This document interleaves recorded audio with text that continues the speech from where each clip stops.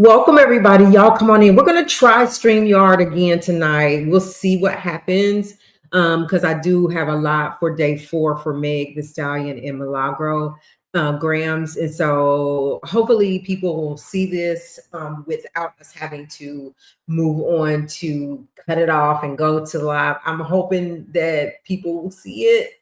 But I think what Montana was saying is that if I do it this way, like new people don't find me, or if they don't have a subscription, they don't find me.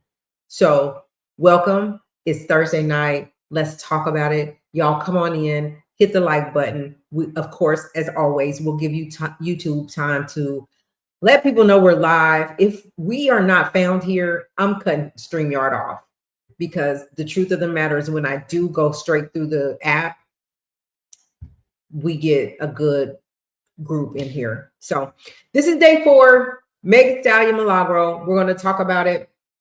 Talk about my girl Clarissa and her interview a little bit. So you guys, I'm going to go on mute and welcome everybody in.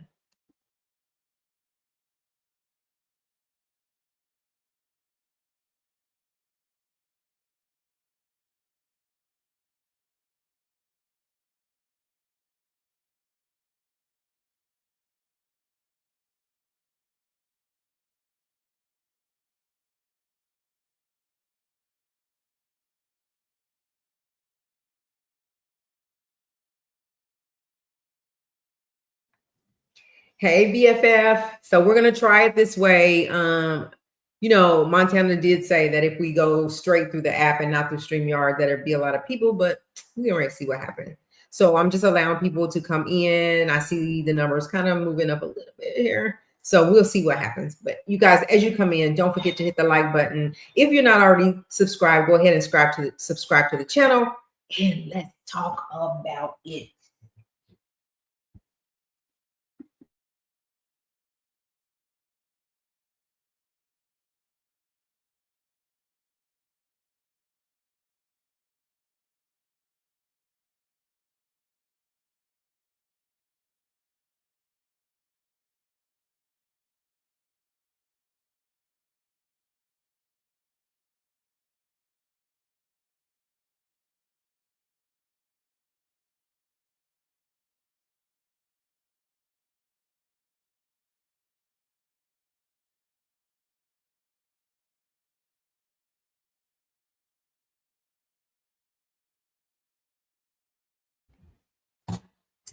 Hello, everyone. Come on in. Come on in. Let me know where you're tuning in from. I am dropping the link so that anybody that wants to can get on with us up on stage and talk about it. It is day 4 in the Meg and Malagra trial, and they're getting pretty close to the end here.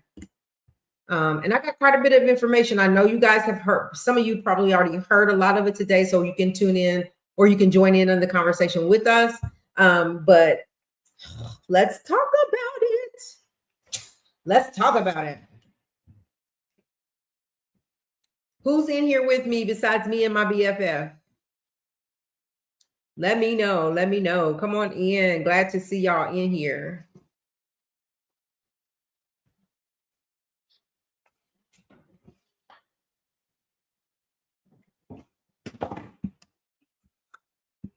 Few more minutes. We're going to allow people to get in. Hopefully we don't have to back out and go back live on the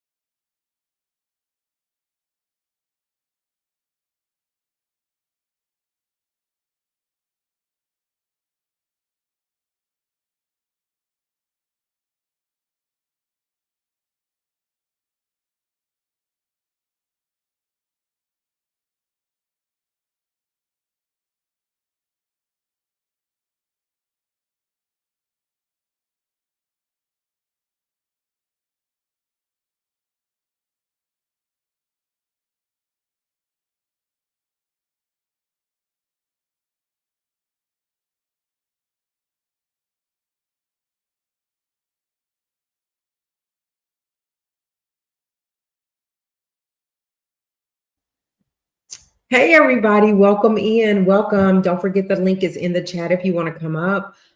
If you have not already subscribed, I do see people coming in. I'm so excited. So maybe we are getting the notification out. If you want to come up, I say get the link. But if you're not subscribed already, go ahead and subscribe to the channel. Don't forget to hit the like to keep us in the algorithm. You guys, we are knocking on 10K's door. Knocking on 10K's door. I'm so excited. I want to shout out Harlem. I want to shout out Montana. I want to shout out Bridget. I want to shout out APZ. I want to shout out Galactic. I want to shout out everybody. I hate naming names because I forget people, but everybody that has been right. I want to shout out Right. I want to shout out Josh. I want to shout out everybody that comes in here almost on a daily and supports the channel. Whether it's one of us, whether it's 600 of us, we're still going to give the same show. We're still going to be consistent. Montana, like everybody that has been here helping me stay grounded when I want to give up. I'm thankful. We're almost at 10K. So share this out to your friends. And let's continue doing what we're doing and doing it even better. We appreciate you. So I want to get started on a couple of things before we get into the Meg and the Milagro trial. So I want to get into the story about the young girl. She was 18 years old, had gone on a cruise with her family to find out that her dad, she was staying with her dad, and her dad had remarried or had another significant other. And this wife or significant other had a child or children, can't remember. But the 18-year-old came up unalived and found stuffed under the cabin bed. And so at first they was like, what is going on? Like, what has happened? And then as they started investigating, they are coming to the point where they believe that stepbrother, 16-year-old stepbrother, could be responsible for the unaliving of her on this ship. Now, she was very knowledgeable and experienced on going on cruises. So she knew exactly how the process is, what goes on the cruise. They've showed pictures of her being on a cruise, like with her grandmother and dancing and having a good time, to only find out that she was unalived, allegedly and possibly by a stepbrother. So while, people put on facades that make it look like things are really great in their lives, you never know.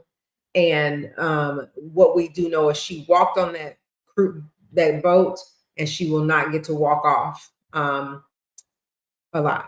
And so that's the sad part about it, but it's really getting interesting in what they're finding. She is in a Florida with the Florida medical examiner. Medical examiner has not given them a report yet, but so they haven't made that determination to be able to move forward with maybe an arrest. But they are investigating, and they are, hey Harlem, welcome. Hey Bridget. Oh, I already said hey to my BFF. I seen that on Facebook today. Yes. And so they're waiting on the medical examiners to me and Eric talked about that. Dang it, I wish I would have heard that. I would have let me know when you go on, Eric, so I can come with and listen, because I would have joined in in the chat. So I want to talk about that because it's a sad story. It's a sad story. 18 years old, getting ready for a new chapter in her life. And they said she was full of life. And, also what they're saying is that not only do they think that stepbrother had something to do with it, but that stepmom also allegedly had something to do with it, but just not sure. We're going to dig into that, Harlem, maybe whenever we talk about that tomorrow, because it's Freestyle Friday. If you're able to come on, that you'll come up and we can just really get into the weeds about what is going on and catch everybody up to date, what has happened. So sad. Like, for me, like, aren't there cameras? Like they said, like, first of all, I would love to go on a cruise and see it, never have, but I don't plan on it because I'm scared of all that water at first. Second of all, they tell me that this boat is like a little city on the water, right? And you literally can't even tell that the boat is moving, right? But it's like shopping and casinos and swimming pools and this and that. And they said, but the thing about it is just because you gonna go, Harlem. I'm so scared. I'm scared. I have been offered to go so many times, and I'm like, yeah, no, nah, no.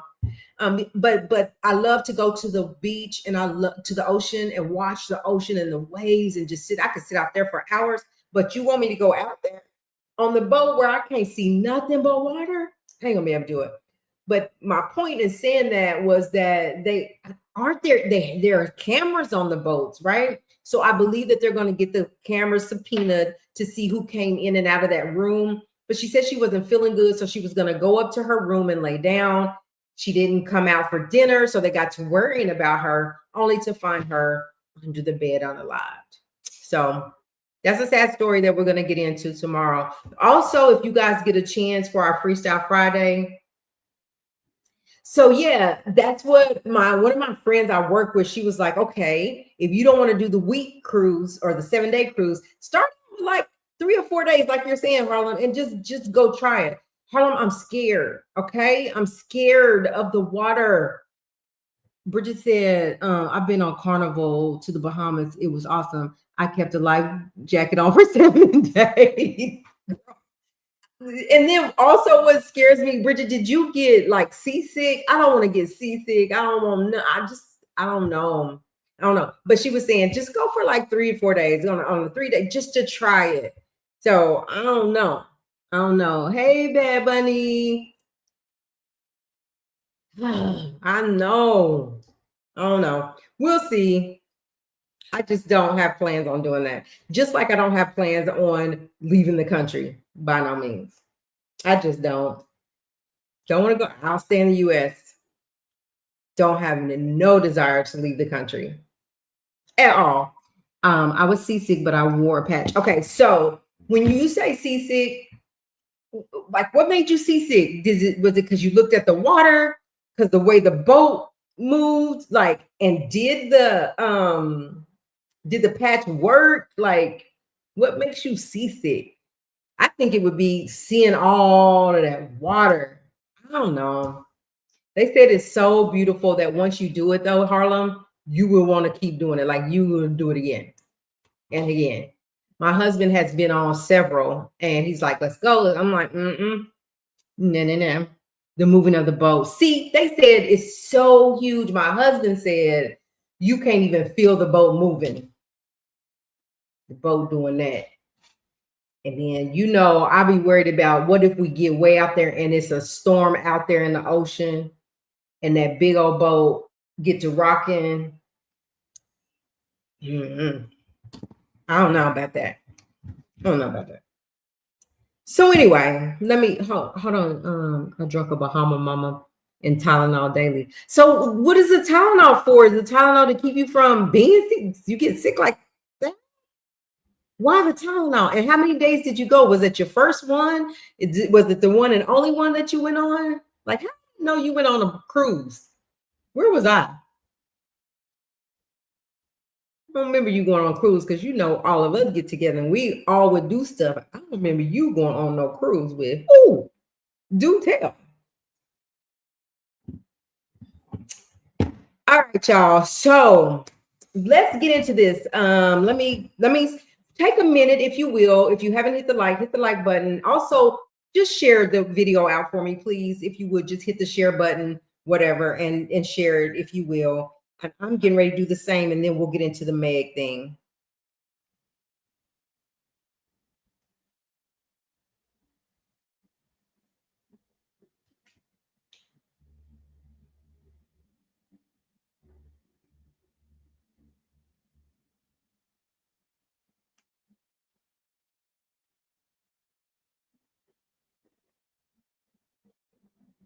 Okay. So I did. Yeah, it was first cruise. Oh. Oh, okay. 1996. You know where I was in 1996. So, oh no, I wasn't. Not yet. I wasn't there yet. So would you go again? Hey, I'm not doing it. All right, you guys, I want to get into Meg really quick because it's going to take just a little minute. So today is day 4, Meg the Stallion, and Milagro Graham's trial. Bad day for Milagro. Even with me following it, you would go again. Even with me following it all day, listening to different bloggers, the minute I heard Nor King get on the stand and what he said, I knew that was a hit for Milagro. Like that just really shrunk any hope that she had as of today. And we'll get into who he is. So today, day 4, of course, Meg Thee Stallion shows up, elegant, and as ever, dressed to the nines. But they say Milagro's looking really cute too, as well, as she comes into the court. They said Milagro's her demeanor is like no sweat off my back, like let's get this done, whatever. She didn't seem like she was stressed out or anything. You would see she had been smiling sometimes, but she was very appropriate. Said Bridget said, let's do a cruise one day, put it on your bucket list. Can we do something else? All right, I'll go, maybe. I'm gonna pray about it. That Meg is really elegant. Every day we've seen Meg, she's looked really pretty. Meg is so tall, and then she puts heels on and she wears it so well. So well. She's very beautiful. But we're here talking about what's going on. We're not taking sides, we're just bringing the facts because I like Meg. Don't know a lot about Milagro, but learning about her as well. So I want to talk about, first of all, I want to skip to the depositions first. So if you don't know what the depositions are, Meg's attorneys had brought in and questioned Daystar and Sunstar. And just like they did with, what was his name last night? They kept saying, I don't remember.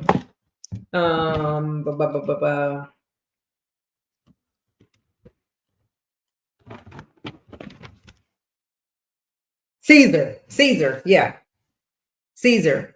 So just like the Caesar deposition that we talked about, they did the same for Daystar, which is Mr. Peterson, which is Tory Lane's father. They also brought one, and I'll just talk about these two, Tory Lane's and his father deposition. So they brought the father in, and as soon as hold on, I want to tell it right.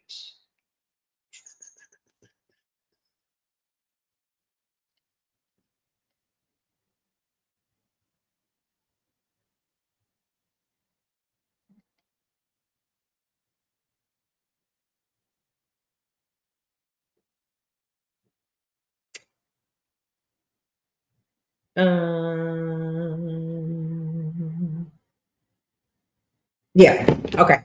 So Sunstar Peterson is his daddy, right? So as soon as they brought Mr. Peterson in, he's very spiritual, obviously. So he walks in the room, and I'm just gonna tell it my way. We've heard several ways today, different people telling it, but that were there. But he walks in and he says hello. When he gets in, he was like very spiritual. And he said that he said, as you see, I'm in here alone without counsel, meaning his attorney. He said, but he has his counsel with him, which is the Holy Spirit. So he said he came in there with the Holy Spirit. He came in there to tell the truth. And they said, okay, well, let's get started. And he went into prayer. Father, in the name of Jesus, started praying. And he was like, and when he got finished, he said, amen. And now we can get started. So he started praying as he came in, and they was just like, okay. And then they get into the conversation. Of course, the conversations are like going like this. did you ever pay Milagro to dig for information on Meg the Stallion ever? And he said, I did not pay her to um, dig up bad dirt on her. What I did say, like any father would do, is say, dig up, bring me any information that you have that could help my son. And he said, and any father would do that. And so he kept asking him about the money. And he said, as I sit here, my legal counsel's with me. I have a counsel of the Holy Spirit. He said, I'll change trivial, start prayer. Okay. He said, he asked them, how much money did Tori pay him? Did Tori ever pay Milagro? And he said, that's a question you're going to have to ask Tori. Like, don't ask me. They asked him, they were like, now, wasn't Milagro the only one sitting with the family, able to sit with the family? He was like, no, that's not true. Eventually he was like, well, maybe she did, come sit with the family or whatever. They talked about the conversations that they had back and forth with Milagro. And he said,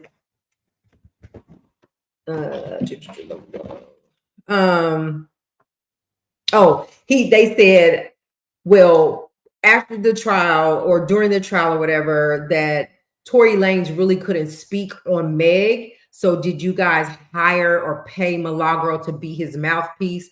And he said, the devil is a lie. He kept saying that through the deposition, the devil is a lie. And he was like, and he said, matter of fact, he called attorneys. He said, I don't trust your firm. He said, and I think that you are the mouthpiece for the devil. So these people that they got to come in and do these depositions, they gave them HELL, just like Caesar did when he was like, I don't know. I don't remember. Oh, you talking to me? Oh yeah, I don't remember. So they kind of did the same thing, but of course, Sunstar was a little bit more poised with his, and he answered the questions that was done. So they played Tory's deposition, Tory Lanez. So they was asking Tory, like, how did you meet? No, do you know who? No. How did you meet Caesar? And he was like, what do you mean meat? Caesar, like that can have a lot of meanings. Do you mean meat like hot dogs, meat like steaks? Like, what do you mean? He knew what he was talking about, right? Like, I don't know. It could have different meanings. And he was like, do you know who Milagro is? And Milagro Grams is. I think he should say Grams first. And he was like, I've heard of her. Do you know who Milagro Cooper is? And he was like, I don't know. I don't know who that might be. And then he was asking he asked I can't remember exactly what all the other questions were, but he continued to question him. And he was like, you know what? That's a question for my lawyers. And he started taking off his microphone and everything, and he exited the building. He exited stage left. So he didn't really even give them anything. So what they was trying to do is get Sunstar and get Daystar to say that they had this connection with Milagro and that they paid her to dig up dirt and to talk bad at her and bash her online. And so that would be the defamation part of what she's being charged with. So those were the two depositions that I wanted to talk about. Hey, Montana, you made it. And so then we get into Nor King. That's what they call him, is Nor King. But anyway, so Nor King, just for background, he is he used to follow Milagro, and so how they met is he started following her. They built kind of a rapport, and then he started being a moderator for her. They got really close, and they started calling each other on the phone and talking every day, to where he started actually working with her. He said that in the beginning, so this is the part that hurts Milagro. This is the witness on the stand today that hurt Milagro, I think. But he said that as he was moderating for her, he became a mod. They build a rapport from a mod to good friends to basically on a daily speaking every day. And he said, and in the beginning, Milagro was like a fan of Meg. She was like, she loved Meg and she would follow Meg. And then at one point, she had, when all of this started, whenever Meg was allegedly pow pow, that she started reaching out to Meg. And so, hey, right, hey everybody. Anna, do you think I was actual assault? In many of these cases, someone does something that girls say she's going to tell, and then oh, you're talking about the girl on the boat, okay? And we can get back to that too, right? And so, he said, so she was really into Meg. So when this happened, Milagro goes and she started DMing. She DM'd Meg. Meg never responded. She DM'd Tory and his father, and that's where she got the response from. And so what Neora King is saying is that once she got the response from that side, the Petersons, she flipped the script on Meg. She started talking about Meg bad. She started badging her. She started bad mouthing her on all her platforms, and she had several platforms, right? And that she would send people to her platforms where she was badgering Meg and talking really bad about her, just real bad. She just flipped the script on Meg. She was no longer a fan of Meg. So he was like, he kept working for her, and that he would have her to, like, Milagro would have him to dox people, or Milagro would dox people. He said she doxed Tasha K. She doxed Storm Monroe, and that they had found a picture of Storm Monroe in some pink pennies or something along those lines, and that she was just doing just horrible stuff. And so she tried to dox Armand Wiggins. And here's what does Armand say? Here's the gag. I don't know what that means, so maybe I shouldn't say that. But Armand was sitting in the courtroom when he said it. And I'm not sure if this man knew Armand was even in the courtroom. Armand, if you go look at Armand, I love watching him. You go look at his show, he was like, and I heard everybody that was in the courtroom talked about how she said, Armand, he said that she was trying to dox and find and dig information on Armand Wiggins. Armand said he was writing, and all of a sudden, you digging information on me. Like he said he stared at her and Milagro, but Milagro would never look at him. She did not budge. She knew that Armand was in the courtroom.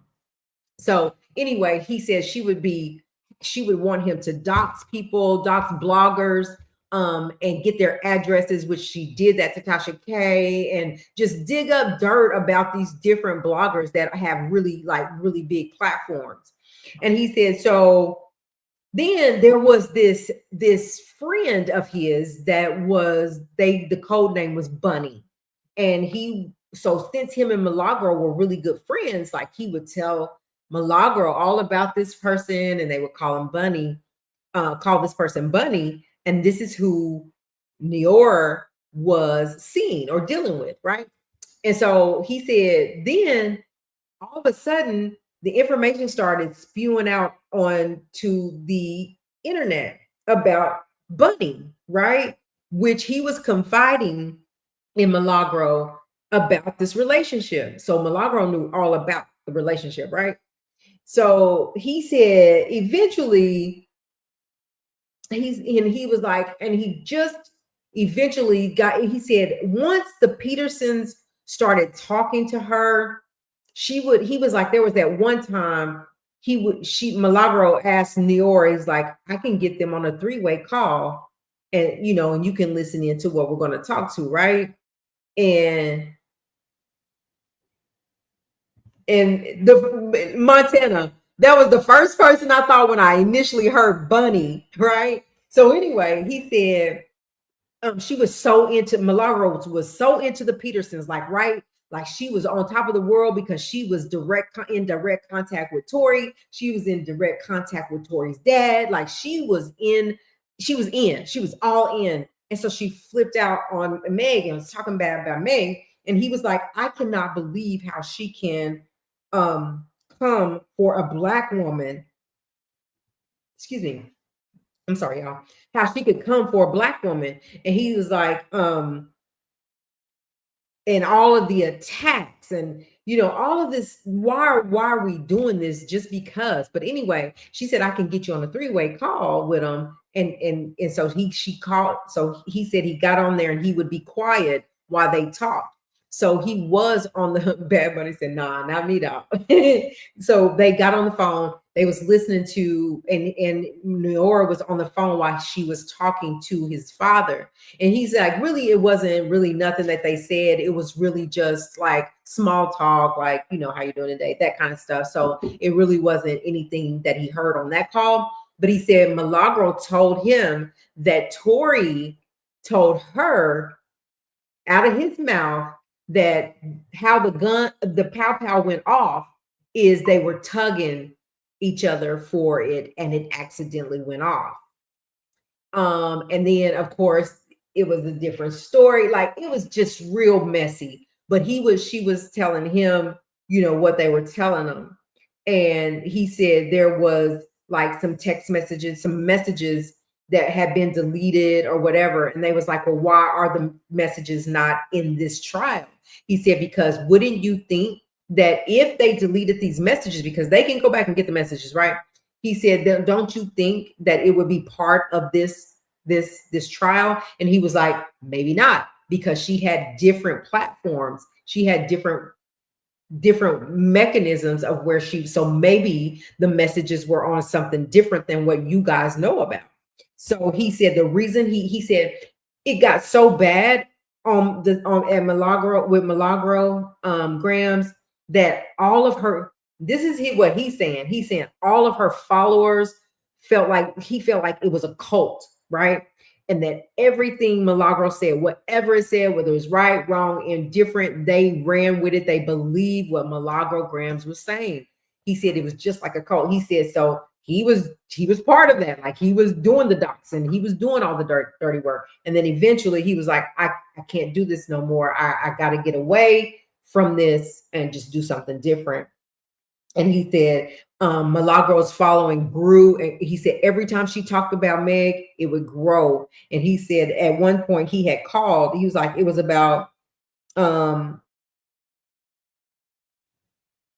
he said that he started not feeling right about things, that, it was just horrible.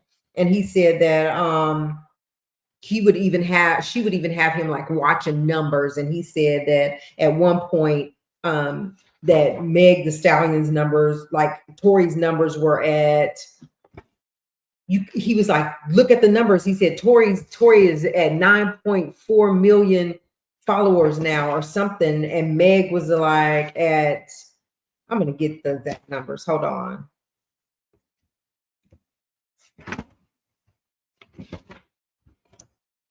I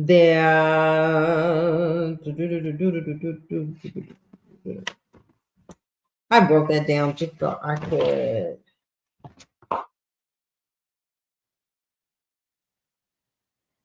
Oh, Tory Lane in 4 days, he was like, look at Tory's numbers. In 4 days, he's reached 7.4 million. And in just a week, Meg has reached 9.4 million followers. And so they questioned him, was like, well, were you still part of the cult when you called to give her that numbers? And he was like, yeah, I was still a part of the cult whenever that had, whenever I was looking at the numbers.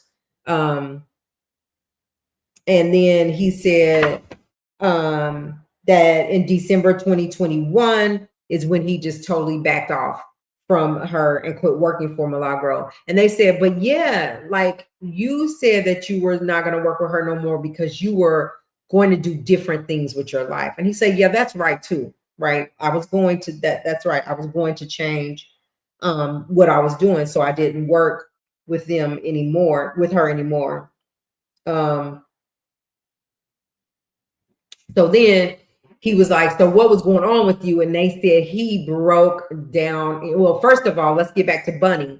So come to find out, that Bunny is a man that Nior was dealing with. So it was his, he was, he said he was really getting into Bunny, which that's probably not his name, but because he wasn't really wanting people to know. So he was confiding in Milagro.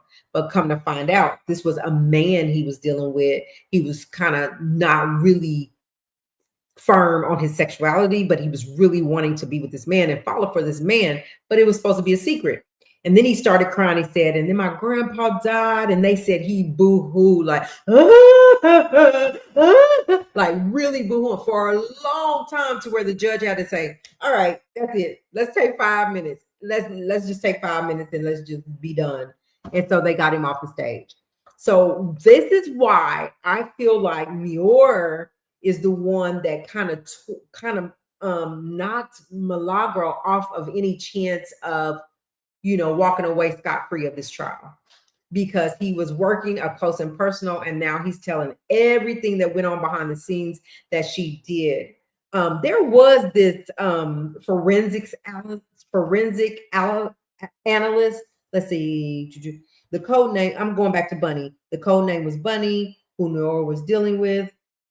Started getting on. He was Milagro was leading people to thinking. So okay, so he was just saying that Milagro was just already making people think that he was a gay man anyway. So anyway, it got out. But they had this forensics analyst that came. They got on the stand briefly, and he was the one that was supposed to like make people make it clear that the messages and the information that was deleted, that Milagro deleted, was information on Meg or Tori or whatever. And what they're saying is like, and this man make $850 an hour, $850 an hour to do this, right? But they were saying that he was like on the stand, and he would like prove that there were deleted messages, right?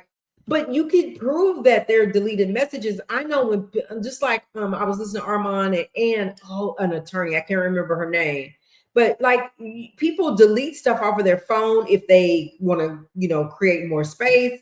If they've gotten a new phone and they want to delete stuff and keep stuff, or just how does a forensic analyst prove? Even if he can prove that stuff was deleted, how can you prove that it had anything to do with the situation at hand? So they kind of felt like he kind of was like a waste of time. And then they go, Meg Thee Stallion did get on the stage today. I didn't get the full information on Meg. I will probably do a few shorts on her testimony, but in the beginning, let me just tell y'all what I feel about Meg. Meg Thee Stallion was super close to her mother. And Meg Thee Stallion she's very emotional. She's very sensitive. You would have to know Meg personally. And if you guys remember Hiawatha coming on here, so she knows Meg on a personal level. They're both from Houston. She's done work for them, and she knows her on a personal level. So no biases here. I'm just telling y'all the story. But Meg had lost her mom, and her mom was like, they were best friends. Her mom was her manager, her stylist, her everything. And so after her mom's passing, Meg became really timid with her emotions. Not as a person, I don't think. This is just me. Okay, what I'm hearing. She became very timid with her emotional. So things would bother her. If you talk about her, it bothers her. I mean, just a lot of stuff. And she is a crier. She will cry. So during this time, she almost just walked away from the industry, the music business, right? Allegedly, because of all of this going on with the Tory Lanez thing. So they were bringing up that Tory, after Meg's mom had passed away, what's the man's name? he's her friend. We talked about him last night. I can't remember, but he was her friend and like a brother. And that's how they always looked at him. They never messed around with each other or nothing. But he kind of stepped in her mom's position. And he was saying that she spent like $250,000 a month, something like that, on therapy to get to see a therapist to try to get through all of this. And I say that to say, as soon as she got on the stage today, she introduced herself. She said, "I'm a rapper. I'm an actress. I'm an entrepreneur. I won a couple of Grammys, and I won, NAACP awards, like all this stuff." She said, "They said which one you most proud of," and she was like, "I'm proud of all of them." And she laughed some, she cried some, she joked some today, but she was very poised and she was very elegant, and she kept, herself intact. And so she talked about how they said they wanted her to talk about her mom for whatever reason. Talked about her mom and how her mom was her everything. Her mom did everything for her. And so that's kind of where we ended up on Meg the Stallion's her being on the stand today. So we'll talk more about that, but it's going to be interesting what she says. I have some information, but I don't want to talk about it and kind of stumble over it and I give it to you, which some of y'all have probably already heard it. But Meg the Stallion did get on the stand today, and it's wrapped up like she's not coming back on the stand. But at the end of the day, during this trial today, at the end, Milagro's attorneys was like, "This is not fair because this Meg's team wants to make it look like Milagro is this bad person, and we need to bring Milagro back on the stand so that we can bring to light that she's not this horrible person." And they was like, "No." Meg's team was like, "No," because of the simple fact you had 2 hours and you took 2 days, so she's not coming back on the stand. You had your chance. At the end of the day, the judge said, "Okay, we'll bring her back." So I think tomorrow they're only going to be in court for a couple of hours tomorrow, and they're going to, because they said a juror had something to do or whatever, but they're possibly going to let Milagro come back on the stand so that her attorney can question her, I guess, to make her look in a good light, to save face, really what I would say from what New York had came out and said today.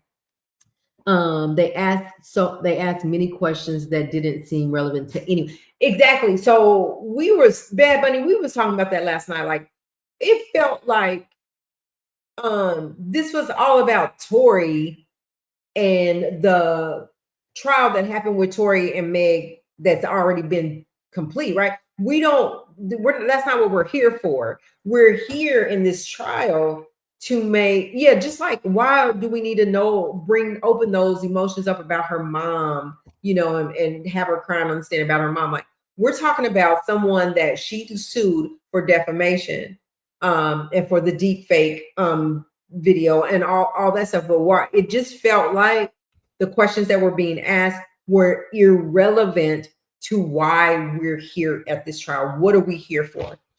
They talked about the stenographer, that she was like, "Can you guys slow down? You're talking too fast." Where in what court have you ever heard a stenographer talk? I think I'm saying that's right.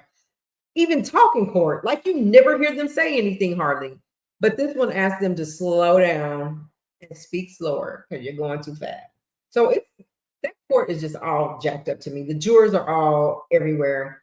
But anyway, I'll be dropping some shorts on Meg's testimony. We can talk a little bit more about it tomorrow. That's where I am on the trial. That's what happened today. So Meg is done. They're going to do 2 hours tomorrow. They were supposed to wrap up and then have closing arguments on Monday and be done by Tuesday, but it may go a little past Tuesday, maybe Wednesday, but they'll have a verdict probably next week before Thanksgiving, hopefully. That's that on that. Let me see if I missed anything.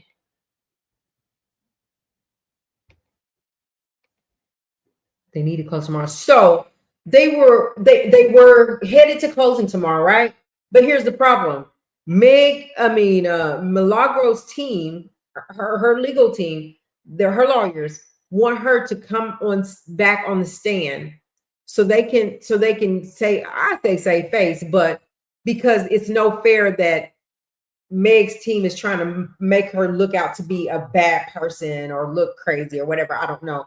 But for me, like they said, you already had your time. Why are we letting you back on the stand? You had 2 hours and you took 2 days, because the first 2 days Milagro was on the stand. And so whatever your argument is, you should have argued that in your 2 days that you took. But I think the judge is going to allow her, so they're not going to close tomorrow, because they was going to close, let them go. Oh, what do you call it when they go back to the room, the jurors, and make a decision, whatever. Dang, it's on the tip of my tongue. But anyway, they were supposed to do that. So now they're saying it could go into next week.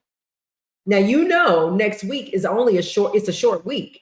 So if they deliberate, that's it, right? So if they can't get this thing wrapped up by Tuesday and have a verdict Wednesday, they're going to be back after Thanksgiving. And I think that, if you look in the comments, like so I always go look at the people. I only watch the people that are in the courtroom because I want the information, right? Yeah, Bridget, I couldn't get that out. In the comments, people are saying this trial is stupid. This trial just don't make sense. What are we here for? Like, why are we doing this? Like, and I think it's because of all the craziness that's going on. And the questions, like Bad Bunny said, the questions that they're asking, why are we there? Why are we here? That's not what we're talking about. So that's where we are. So I'm sure they probably will not be closing by Friday. They won't be done by Friday, because they're only going to do 2 hours because a juror has something to do. Yeah. So with that being said, and if you've heard anything else about the trial that I didn't speak on, and a little more, or what you heard me say, or what you've heard other bloggers say, how are y'all feeling? What is the temperature here in the chat?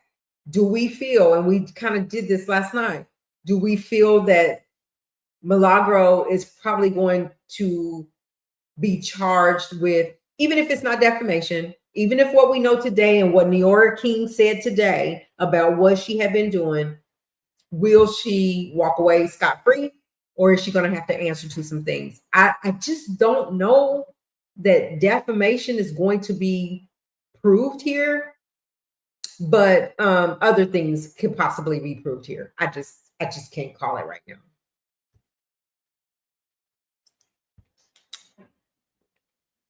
I heard you lost your glasses. That's what the chat heard too. Harlem, get your boy. Montana, don't make me call Ray J. Do not make me call Ray J. I will call him on you. Get your boy, Harlem. As a matter of fact, Montana, bam. Don't tell me I lost my glasses, because I got glasses all over this house because I can't see. That's that on that. Montana, come on up here and talk to us a little bit. Play a little bit of some bits and pieces of Shay's interview with my girl Clarissa, and we can talk about it a little bit. $250,000 on therapy. All she needed was that Bible for free. So, Bad Bunny, I'm gonna have to agree with you on that, right? Now, for me, but we're all different. For me, if you talking about, I mean, and I don't really know. I mean, people are different. But if you bashing me all over the internet, I don't care. So I don't care. I don't care, especially if I know me. I know who I am. If I had that kind of money to be spending, it wouldn't be on that much on therapy. All Megan had to do was just go breathe, go away, take a trip away from people, and just have her people that she trusts around her, that, because she gotta have somebody with her, and just do that thing, right? Go just take some time, because you can afford to do that. But I mean, she could afford the $250,000 too. So That's what they're saying. She spent $250,000 a month on therapy. That it doesn't feel like it helped, because here we are now in a trial because somebody defamed your name, because there was a deep fake video, because of those things. I get it. I get it. If that's what you choose to do. Me personally, I love Meg the Stallion. I do, but right now that has nothing to do with what's going on in the courtroom. Like my mom, glasses there. I do. I have them in my car. I got them in the kitchen so I can read the box when I'm trying to make something. I got them in this office, about 2 or 3 pair in the office, all in my room, in my car, in everywhere. I have glasses because I can't see. And I'm a grandma and I gotta see. Sometimes people gotta talk it out, but yeah, that's a lot of coin. Yeah, that's a pretty coin. And you're right. People like, I feel like I have.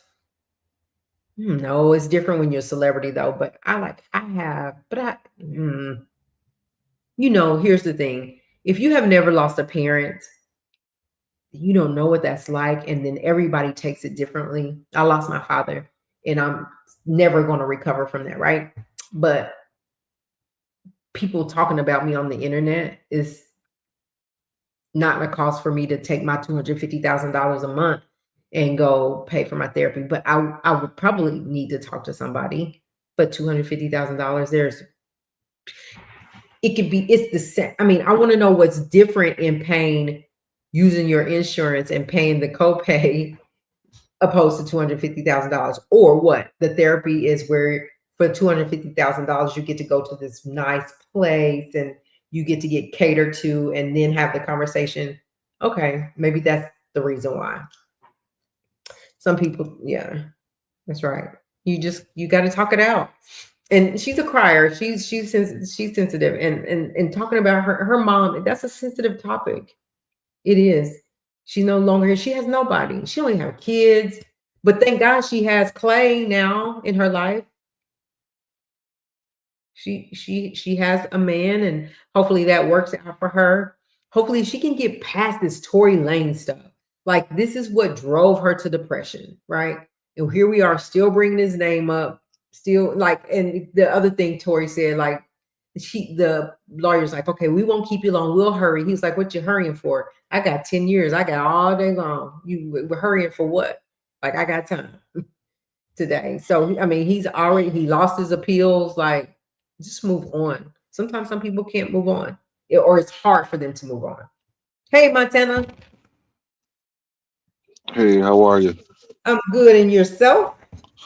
I'm doing good, man. Good to hear it. What y'all got going on? Whew, nothing. I'm gonna listen to this Shay Shay. I'm gonna listen to Shay Shay for a little bit, with Clarissa on there. We could talk about it, but nothing really. Just I don't know if I don't think you was here, but we're gonna start. So I need you to go look at this, Montana. The young lady that was unalived on the cruise ship. She's 18 years old. They're saying that her 16-year-old stepbrother allegedly is possibly responsible for it, and the stepmama. And so we're going to talk about that. There's some other topics too, and then Hawatha is going to join us for Freestyle Friday as well Okay. You talking about Clarissa Shields? with Shay Shay. That's what you about to talk about? That Clarissa? Yeah, well, why? What's wrong? Nah, No, okay. I'm about tired of her. I want to punch her now Why? because she aggravated. Right now, she's Right now. all over the place too. She all everybody want to talk to Clarissa Shield, and she getting ready to fight too. But she has to be like, she got to promote. She signed that Harlem. That is not funny. She signed that $800 million deal, so she got to go promote it now, so people will come to the fight. People gonna I be in the seen fight. It's I gonna be seen she got a little 8 mil. What she eight gonna do with hundred that? million. She probably done blow that already. No, she got money. Man, that girl broke, man. She got money. And the thing about it is, she be flossing so much. I hope she got protection all around her. People gonna get her. If I don't have to flash. I don't have to flash my money. I don't have to flash. Just for people to know I got it. She had stacks and stacks, and she was flashing it on an elevator or whatever. And then she talked about how much she spent on her jewelry, which I mean, good for her. I'm glad she can do that. Like if yeah, Yeah, she about to get on my nerves. I wish I knew where she was at right now. Slash her tires. Pat Post will get you. I don't care about him. He'll get So I you. said I'll slash her tires. Oh, And I would keep my name on the side of her car. I'm about tired of her. that's mean. Now let me get her up here. Oh, where we at? Okay. Harlem said any interview on Shay Shay 24 hours later has millions of views. Her interview has 164K.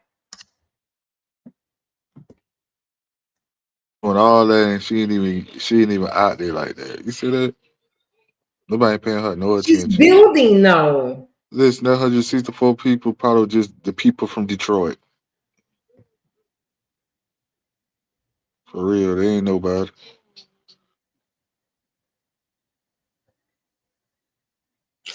Poor Clarissa. Oh yeah, I forgot to say allegedly. Yeah, allegedly. You know? And you become like a victim people. It's like they can mess with you. So for me, I said to myself, but people just come up, well, these kids, they're so mean nowadays. They used to walk up and copy my work, grab my paper, ball it up, and throw it away. So now the teacher's asking me what happened. I kind of explained it. And then the other kid can me saying, I'm lying. I'm like, no, I did my work. She took my work and balled it up and threw it in the trash. So after going through that for a while, I think my first fight was when I seen somebody bullying my little sister, who can talk. Right. And my sister beat me up when I was younger.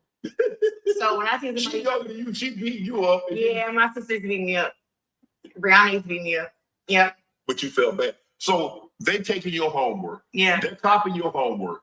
Taking it, then balling your homework, throwing it in the trash. Mm-hmm. So now when it come time to turn the homework in, you ain't got no homework. They got homework. Yeah. You trying to explain the situation, and the teacher's like, 1 to 10 kids. What I really want to do is get into where she talked about her growing up. Oh yeah, phases. You ain't see Maybe that she y'all supposed to be. What'd you say? I said you ain't see. I think it was yesterday. I seen where she supposed to be training Shannon Sharp how to box. She gonna show him how to. I seen him in boxing. Was it the part of the interview? I don't know, but she was trained. They talking about her training him. Let me see. Where did it go? I was in fear, but you want TK? My wanted me to sing. Have to make something out of nothing. Listen, when we didn't have food stamps, I wasn't really that deep. We're not gonna call the police and stuff. We get out there. Like I said, she's very stern. She ain't gonna play with you. So my grandma took me in just to keep him from hiring me. And also, too, he got beat up for real. My mom and my dad used to underground street fight, but my mama, she I don't know. It's like she starts the fights, kind of like my little sister. Like they be starting the fights. And I'm like, what's wrong with y'all, man? After this, right, Harlem? That's the difference. So my mom, it took for I think when I turned 17 and I won the Olympics, my mom completely stopped drinking. She stopped drinking. She became more like now she like to hug me sometimes, all that stuff, but she never was like that. When I won the Olympics, I feel like it made her feel like she did something good. And I want her to know that she did do something good. And that I turned out to be all right, even though my childhood wasn't all that great. And you ever had a conversation with your mom about what transpired in your childhood and what went on? You had a conversation with her. So what did she say? Did she apologize? Like, Clarissa, I'm sorry. Well, when I was 5 and I had got, the R word, yes. Family don't talk about that stuff for a long time. So when it happened when I was 5, we didn't talk about it till I was 16, almost 17. So when we talked about it, me growing up as a kid and being taken in by my grandmother and living with my grandmother most of my childhood after being 5, what I knew and what I felt, I guess was like and was it inaccurate or was it emotionally flawed? I don't know, but I felt that she picked the abuser over me, and I grew up with that in me. You have resentment towards your mom. Yeah, for a long time. Did you tell her? Well, I told my aunt, and my aunt told my grandma. That's how I got taken by my grandma. But from my knowledge, I thought that I had to move with my grandma because my mom chose him. That was what That's what you interpreted it. Yes, because they say keep kids out of grown folks' business. So I was with my grandma, so I go from being around 4 or 5 kids every day, my brother and my sister, to now with my grandma and just me and her. You know how it is with grandma. Yeah, grandma straight. Grandma just cooks and you watch movies and you don't go outside much. And grandma is, it's grandma. Yeah, absolutely. And so that is how I interpreted it. So when it finally when I was like 16, I'm doing all these interviews, getting ready for the Olympics. I just beat the world champion, Mary Spencer, a lot going on. And they asking like, who are you? How was your upbringing? And I just was like, listen, I had a rough upbringing, but that's all over now. I'm about to win the Olympics. Right. But for some people interviewing you, like, that's not enough. No. Right? So they kept digging and kept digging. Yeah, so they kept digging and digging. And I was like, I don't want to tell anybody about what happened to me because one, I don't want to make my mom look bad. But then two, if my mom didn't believe me or took his side, then what I'm gonna look like telling the world that and they don't take my side, or they don't understand or believe me. So I spoke with my mom about it, and she let me know. She told me she broke up with that guy after a year after it happened. She couldn't believe it. She never chose him over me. I moved with my grandma because he threatened to kill me. That's why I moved with my grandma. So my grandma, like I said, she's very stern. She ain't gonna play with you. So my grandma took me in just to keep him from harming me. Also, too, he got beat up by a lot of my cousins. He got jumped on. He got hurt. He got pistol whipped. A whole bunch of stuff happened to him. So it was a thing of like all this grown folk stuff is going on in me as a kid. I didn't know. So when I turned 16, my mama told me, and yes, she apologized. She apologized. Let me know that she loved me. That it was okay to talk about it and get it out. And me being able to talk about it is what made me feel like a weight to lift it up. It was a weight off my shoulders. It really was, because it was like a deep secret that I was hiding. And I just remember kind of like, I don't know if I was blaming myself or what, but it was like, dang, I always felt like, like I wasn't good enough to be with my siblings, to be with my mom. But I'm grateful for my grandmother because she taught me how to clean up, shower, keep your clothes together, fold your clothes, hang your clothes up. Taught me how to cook. Like my grandma already talking about you wanted 10 kids, so you like, you want 10 kids? I wouldn't have forgave her. I wanted me to sing. My grandma used to always give me mic set for Christmas and try to make me sing and stuff. What you say, Montana? I said I wouldn't have forgave her. You wouldn't have forgave who? Your mom? Her mom? Nah, yeah, I wouldn't have forgave that. So because she had to live with that for the rest of her life, huh? Because she stayed with him for a year later. Yeah, like after all that happened, all of a sudden now I made it. Now all of a sudden you want to come apologize? Nah, stay your behind where you at. I would never forget that. I have to agree with that because if my daughter, I don't care. You to my daughter tell me I'm believing my daughter, and then we'll get to the bottom. Yeah, I'm not. You believe your child over any man. I don't care. I'm doing it, and so I feel like her mom was more. She said it was more interested in him, but then came and said, "But I did let him go." A whole 12 months later, a year later. And I had to go to my grandma's. And then if I had a drinking problem or a drug problem, all of a sudden I want to clean up after my child won the World Olympics. My child to clean up too, shoot. Yeah. I see dollar signs. Dollar signs, coins. But that's like you taking the coins over my life, my mental state, my whole being. You didn't care about that.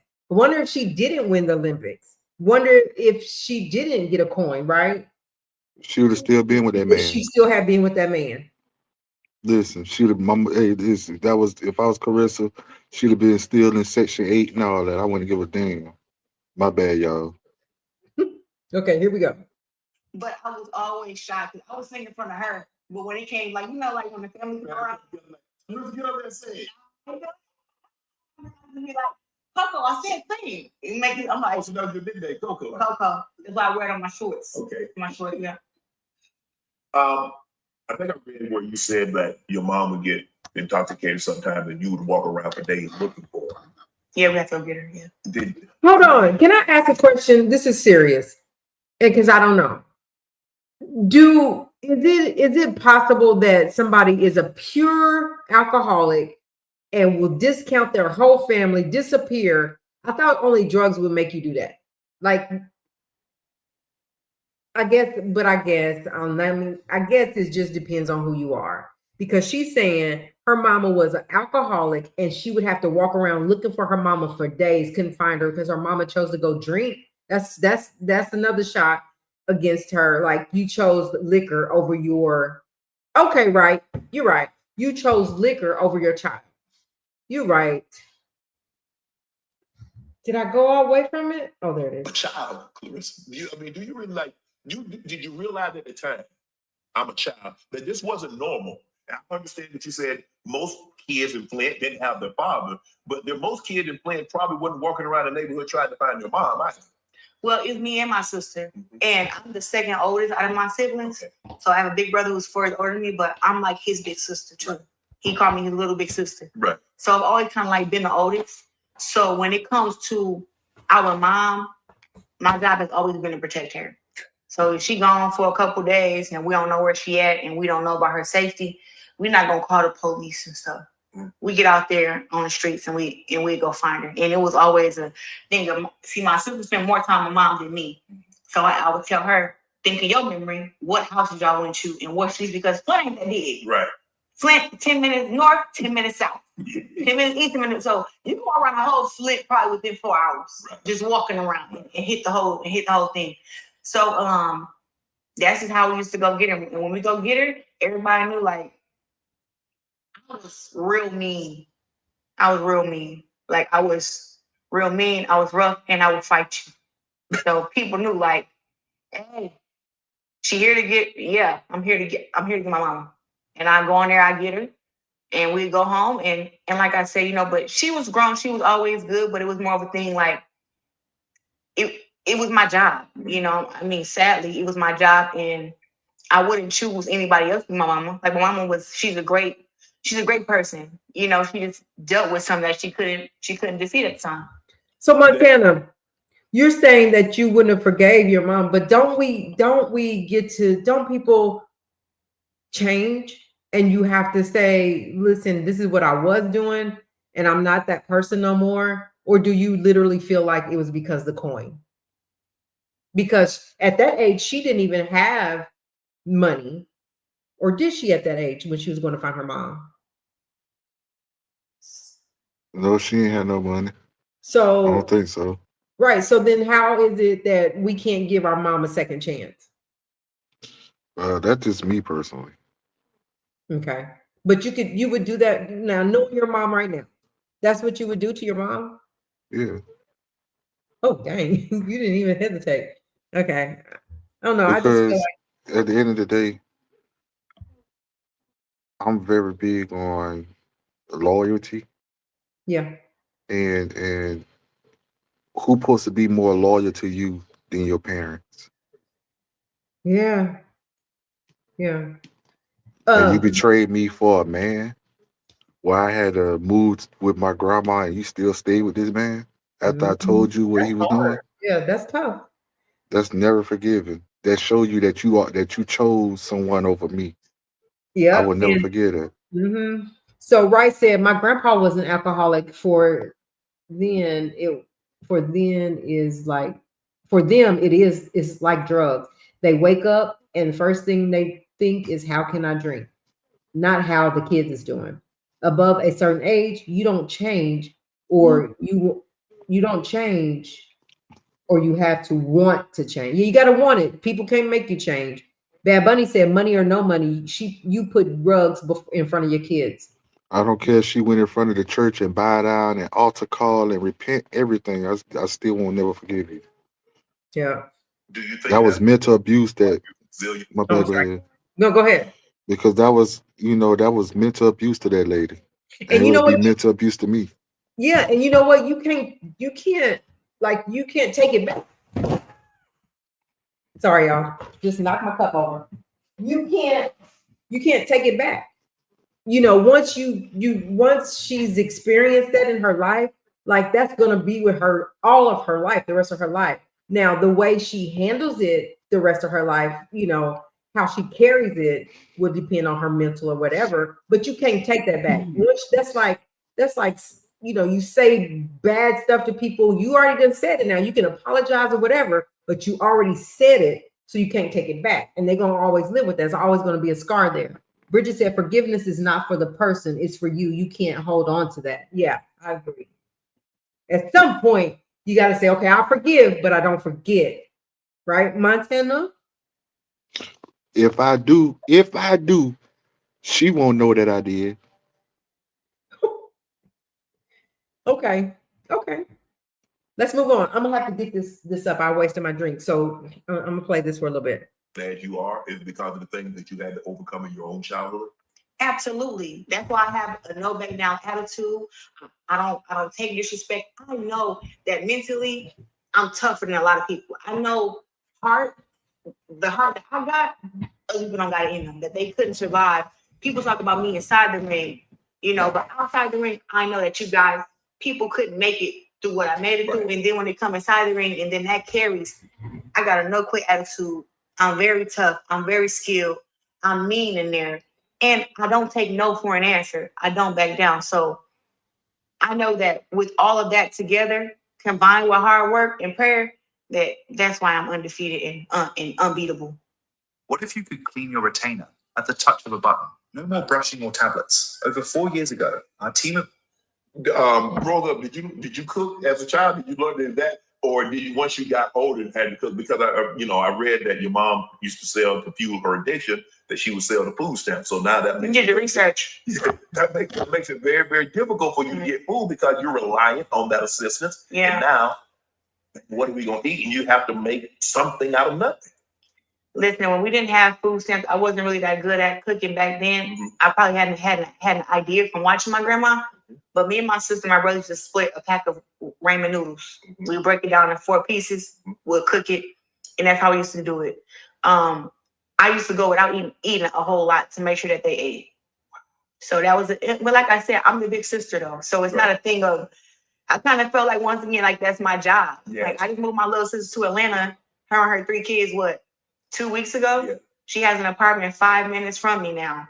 Right. Like I don't know. It's not my job to take care of them, but it's my job to make sure that everybody is good. If that makes sense. That's normally the oldest daughter. She normally takes on the mother's role.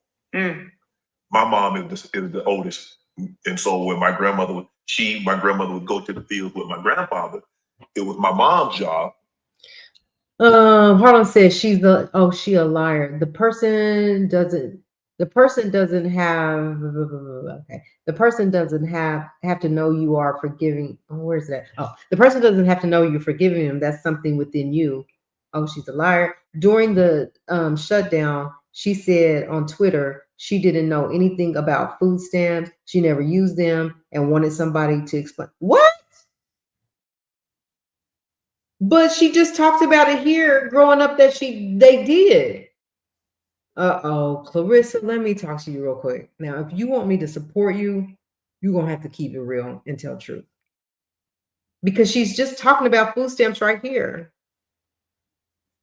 But she probably saying she never used them because she had money by the time she was an adult. Okay, Harlan. Okay, let me keep. That's probably what she's saying, but okay, let's keep going. To raise the other kids. Mm-hmm. You took that on. Okay, my mom's not here. Now I got to be the mom. I got to make sure they're dressed, get them ready for school. I got to make sure I just want everybody to turn out all right. You know what I'm saying? Everybody ain't gonna be famous. Where did that come from? I mean, I just love my siblings, and they love me before I had anything. I think me and my sister are the complete opposite, but it's needed. It's needed. You know, I'm like sunlight and she like darkness, you know. And, but I think that, you know, before my fight, if my sister don't call me or she not in the back room, I don't really feel like the beast that I am. Like she's seen the beats before the makeup and the hair. Yeah. And I always like for her to remind me of that. And sometimes she in the back room, she like, hey, if you don't whoop her ass, I'm whooping your ass.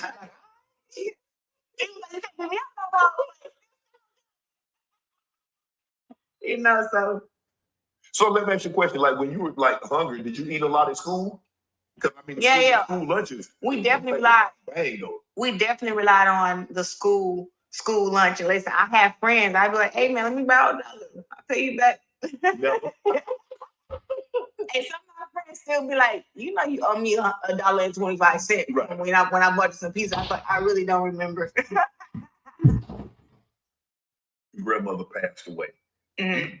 Do you remember where you were when you got the news that your grandmother had passed? And I can just imagine, because I know I had my grandmother for 43 years and I still remember it. Okay. I just wasted my drink. It's bothering me. I got to get it out. The dysfunction becomes normalized, is what she said. So I want to continue that conversation. I want to look at it myself so I can really talk about it. But yeah, Harlem, send me that. Send me that. This day, like it was yesterday, when my sister called and said, "Jenna Brady's gone." So what? Because the woman that gave you basically everything but life. Mhm. She took you in when you were at your most vulnerable, when you were at your lowest, and she helped you become the woman that we see sitting here today talking to you. I can't think about, you know, my grandma was my best friend. And when she passed, it really hurt my heart. You know, I really wanted to go with her, you know, because I was just like, I got to be stuck here with the rest of this stupid family. And she was the best one to me. I wear cocoa on my shorts for her.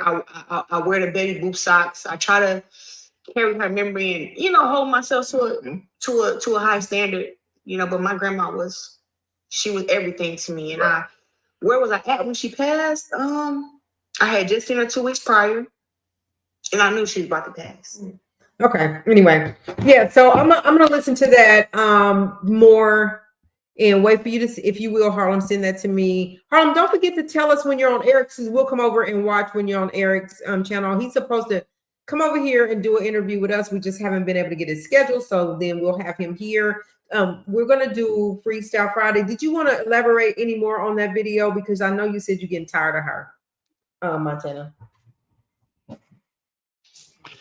At the end of the day, you know, she might have won some little cool points with me, you know, with her interview. Who? Yeah, Clarissa. She might have won some cool points Yeah. because of her background. I mean, her background, and she made the best of what she had. So, Yeah. you know, now you see why she It's cocky the like way she she is. is.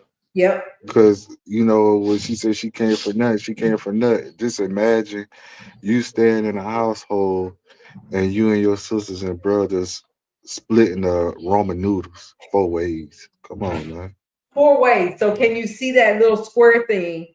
And you got to cut it 4 ways. But that's real because I would do it with mine. That's real. You know what I'm saying? So, you know, I'll be that cocky too as I'm seeing her story now. You know, I'll be that cocky too. You know, maybe her being that cocky what motivates her because, you know what I'm saying? Yeah. It's true. And then the thing about it is she did all that and she ain't never had to sell her body, you know? Right. She said that she was angry, she was mean, and I think that stems from 5 years old when that man violated her, and she didn't know how to accept it. She didn't know what was going on with her, and then her mom did her like that, so she just became this angry person. And she said even she would go wherever her mom is with her addiction and go up in there like, I came to get my mama, and would fight anybody. But I think she's carrying that anger from what happened to her at 5 years old and how her mom handled it. And so that kind of shaped her as well. I know her grandma instilled good things in her and taught her good things, but what happened before prior to that is also a part of who she is now too, I think. So Harlem, can we give her 1 cool point today or not? Because Yeah. Harlem can't stand her. I mean, she got some cool points off me today. Yeah. And then Sorry, you but know, she's no different. Harlem said, "Sorry, but she is no different from anyone where to go. Anyone else I've seen. Lots of people beat the odds. Yep, sounds like a good to be movie." that was Harlem who said that. Harlem said that she's like, sorry, she can't stand her, but she was like, "Sorry, it's no different from anyone else. I've seen lots of." She said, "I've seen lots of people beat the odds." Sounds like a Tubi movie. Cool one minus one cool point. Harlem, I bet you won't say it to her face. None from me. No points from her or right. Dang, right. What'd you say? What'd you say, Montana? I bet you Harlem won't say it to her face. Don't make Harlem come up here on this panel and get you. Listen, right, always going against the grain. He said minus one point. He didn't even give her a point. Well, for me, and the way I'm built, I just have to say, I'm sorry, y'all. I had to get that up. That was bothering me. But I had to say that I hate that people. You got to come correct. I hate to see people. I'm not going to say I hate to see people struggle or have gone through what she went through, because sometimes it makes people better. Hate that they went through it, but look who she is now and what she's becoming now. So she's one of those that beat the odds. And that's right. Like, it could be a to-be story, and I think they have like a documentary or something coming out with Clarissa and her story. And And if then the really, thing, and just like I said, she did all this without having to sell her body because she wasn't nothing to sell, bro. That thing was tear. Bad She was, Bunny said negative 2 points. No, plus 2 points. Plus 2 points. Okay. yeah, Yay. cause she was ugly. I don't bet nobody even want to buy her if she was for sale. Oh, Montana. Now you just But had to go there. no, I'm just saying. I'm no, I'm No, no, Montana. No. no. Get what I'm saying is I respect it because she never had to sell her body like a lot of women did in certain situations like that. You know what comes with that type of struggle, and I respect her that she didn't have to go that route. Yeah. Uh, uh, yeah. That's all I'm saying. But I'm saying was hypothetically speaking, if she was, I don't think nobody would buy her because she was ugly then. See, you That's could all have I let was saying. her start out. I'm She's right. pretty. She's pretty on the inside. Yeah. Yeah, I agree with you, but I just respected the whole thing without her having to go that route. Yeah. I'm glad. Other than, some stupid, nasty, disrespectful man doing her that way. Yeah, because You you know. got a lot of these women that's in the industry now, that's in the music industry and all that. They grew up in strip clubs. Oh, wait. Did you see what Harlem said to your question? She said, and if I really wanted to, I actually could. No, you wouldn't.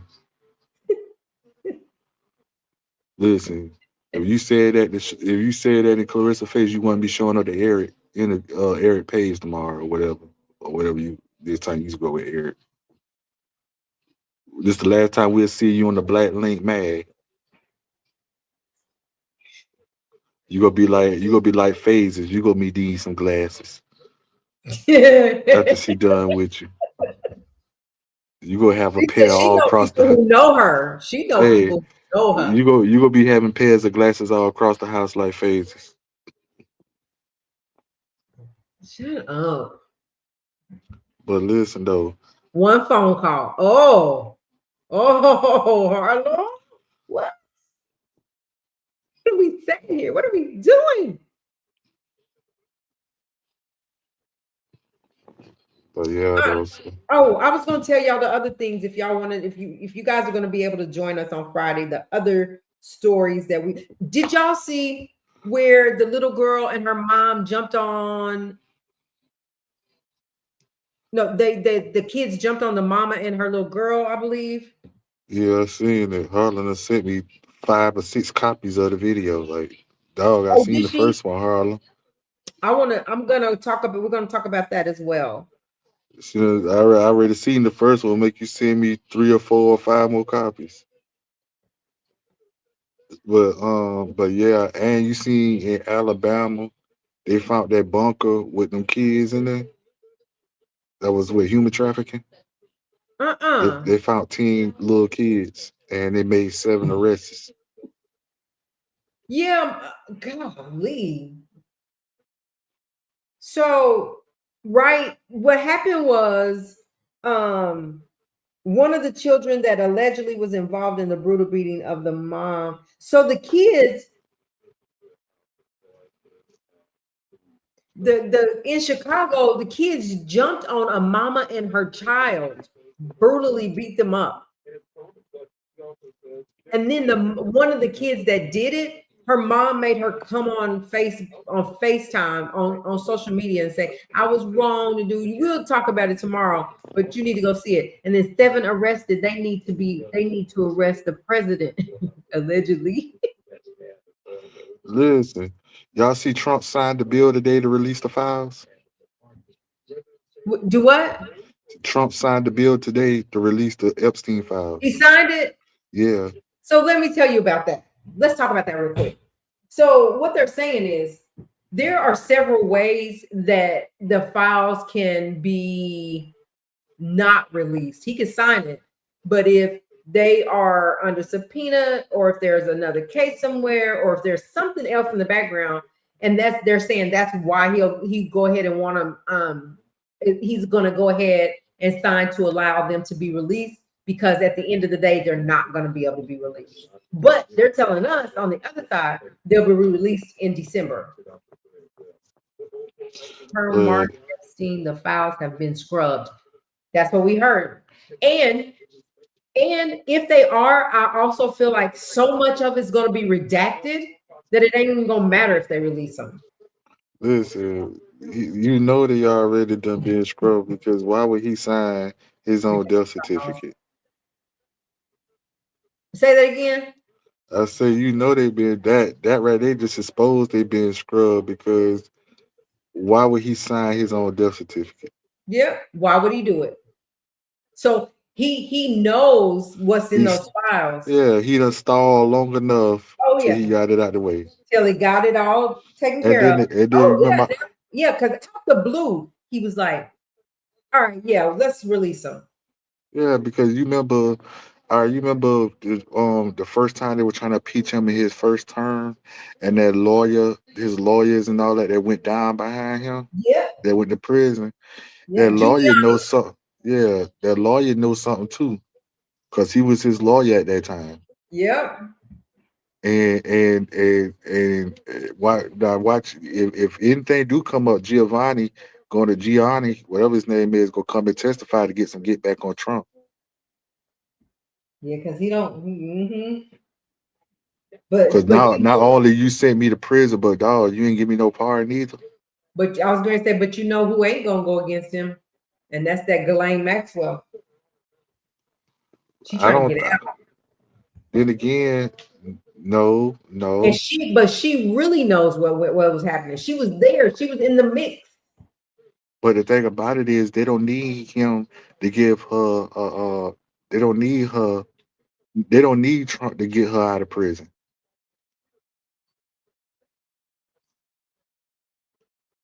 You heard me? What do you? Yeah, come on, tell me more. What do you mean? Because she can't. Otherwise, Because she just gonna have to do her time. nah, they don't need Trump for her to come home today.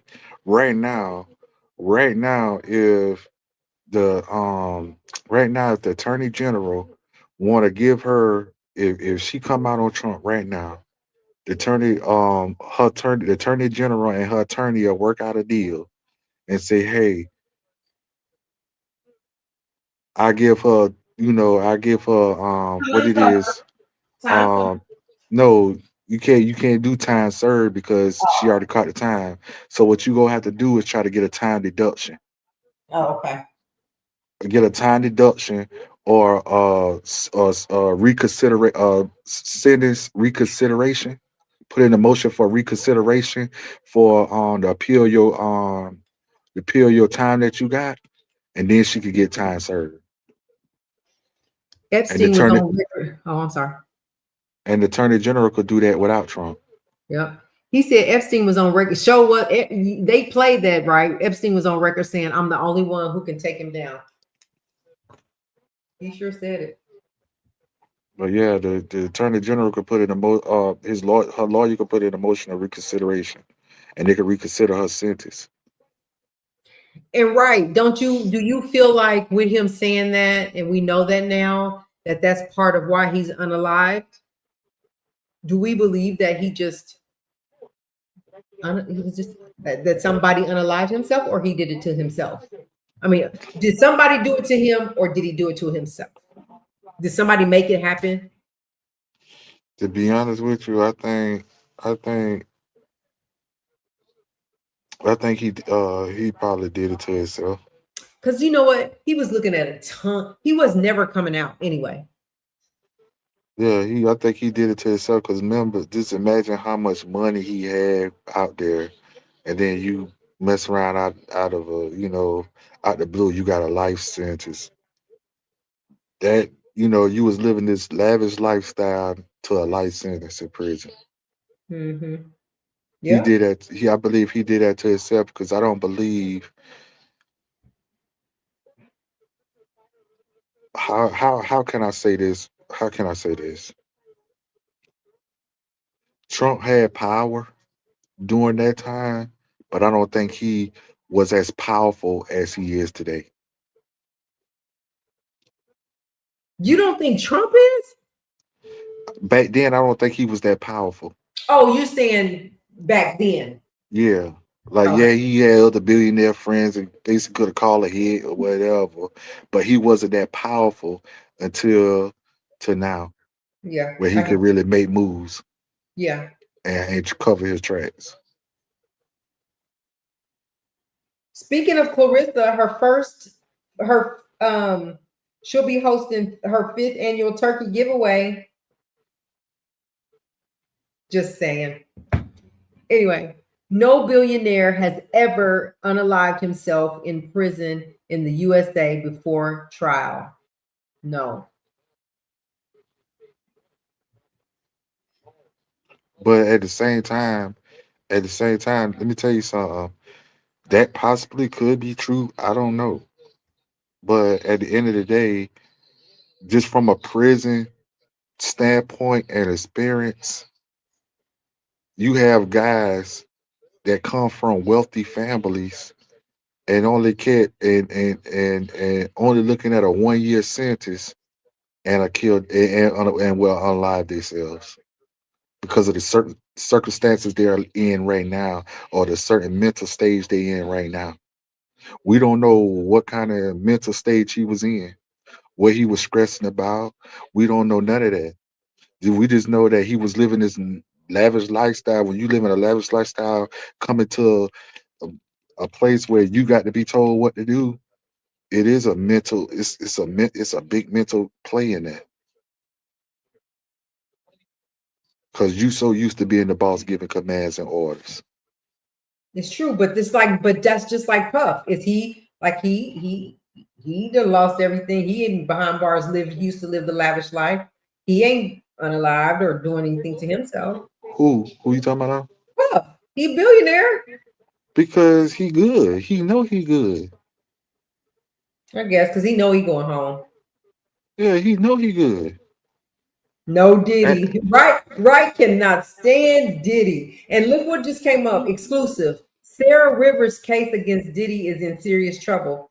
Sarah Rivers is on the verge of losing her appeal against Diddy after failing to submit a required court document, putting her $60 million lawsuit in serious jeopardy. Ooh, he might get a big win. see one thing about with the Diddy had a fan base that believed in him and he had and he was confident in himself. Hey, Montana, keep the conversation going, please. I got to go run in here real quick. The difference between with Diddy was Diddy had a fan base that supported him and was still supporting him. He also had a good attorney that put in his head that he was gonna beat the case.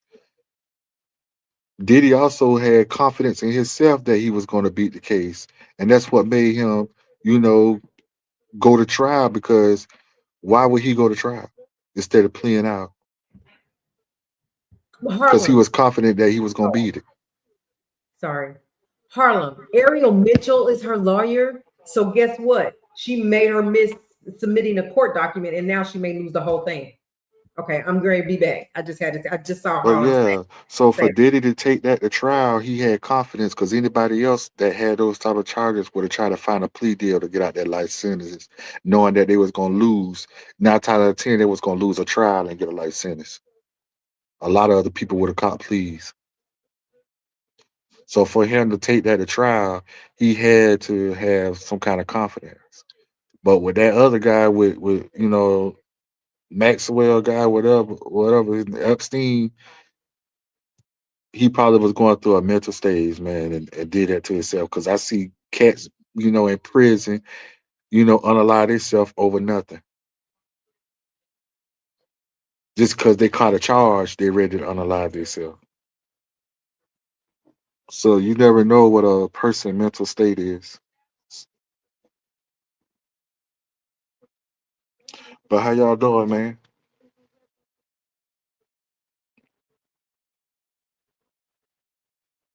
But yeah, so back to what I was telling FaZe is that they found a bunker, underground bunker, where they found 10 kids that was due to human trafficking.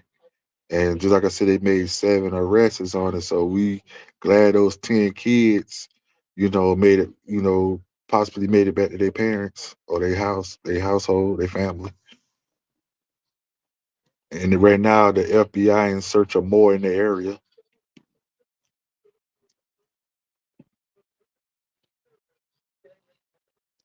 Yeah, you're right, Harlem. You got to be mindful of people. You never know what they're going through. You could, you could dang on just be telling them, just be joking with them, joking on them, and they'll snap on you.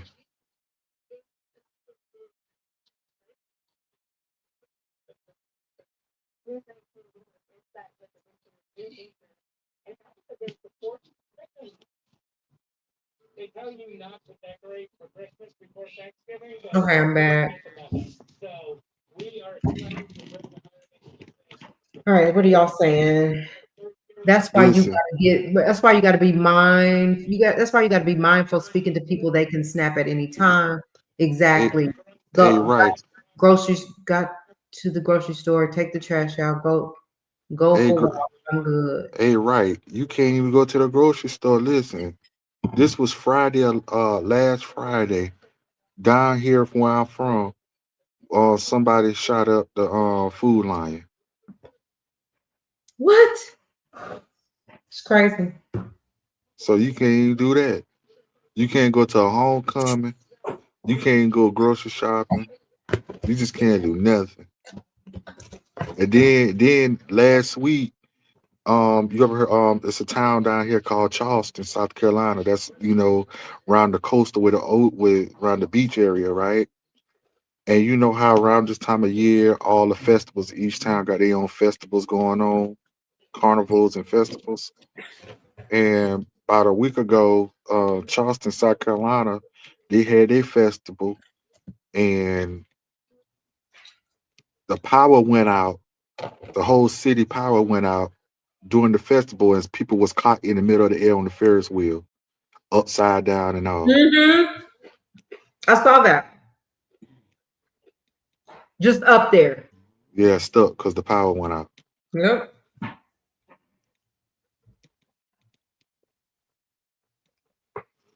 Bro, you talking about somebody would have had a heart attack, bro? That would have took Just me out. just imagine you, and then the little thing had you upside down. You just sitting upside down in the air, That would have took me out. hundreds of feet in the Yep. air, and you just Upside upside down, sitting, just waiting on the power to come back on. down. Woo! Get me out. And then you just imagine all that blood rushing to your head. Yeah, man. We don't know what this world coming to, man. That's why y'all need to save up y'all money, man. Trump about to give y'all these $2,000. Y'all need to spend it wisely, man. I just want $1 out of all y'all, man. I don't want much. You Just don't give me want much. $1. Just give me $1. Give me $1. Yeah. Just to show me you thought about me. You get all them dollars, that's gonna add up. Sorry, let me stop. I ain't on here panhandling. Right. Right. Panhandling. What's the other little thing? Lottery. Loitering. Yeah, Yeah. lottery. Cause I don't want that Baltimore officer to pull up on me. In his car. He won't be pulling up on nobody now. All right, y'all. We're gonna go. We've been on here a good hour and 45 minutes, and it's been good. Thank y'all for stopping by.